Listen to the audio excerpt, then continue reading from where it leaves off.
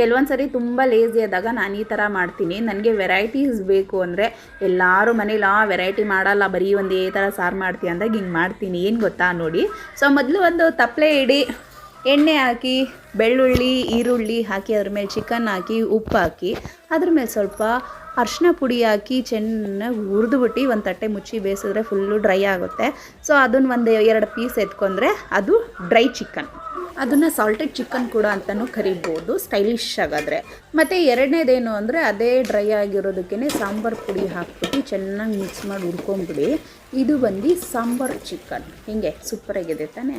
ಇದಾದಮೇಲೆ ಮಸಾಲೆ ಎಲ್ಲ ರುಬ್ತೀವಿ. ಮಸಾಲೆ ಎಲ್ಲ ಹುರಿದಾದ್ಮೇಲೆ ಸ್ವಲ್ಪನೂ ನೀರು ಹಾಕಿರಬಾರ್ದು. ಆ ಮಸಾಲೆದೇ 2 ಪೀಸ್ ಹಾಕೊಂಡ್ರೆ ಅದೇ ಒಂದು ಮಸಾಲ ಚಿಕನ್.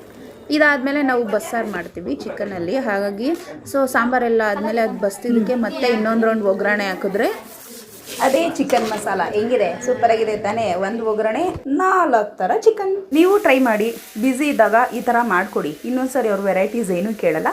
ಬಟ್ ವೆರೈಟಿ ಮಾಡ್ಬೇಕಾದ್ರೆ ವೆರೈಟಿ ಮಾಡೋಣ, ಬ್ಯುಸಿ ಇದ್ದಾಗ ಈ ಥರ ಮಾಡೋಣ ಅಲ್ವಾ.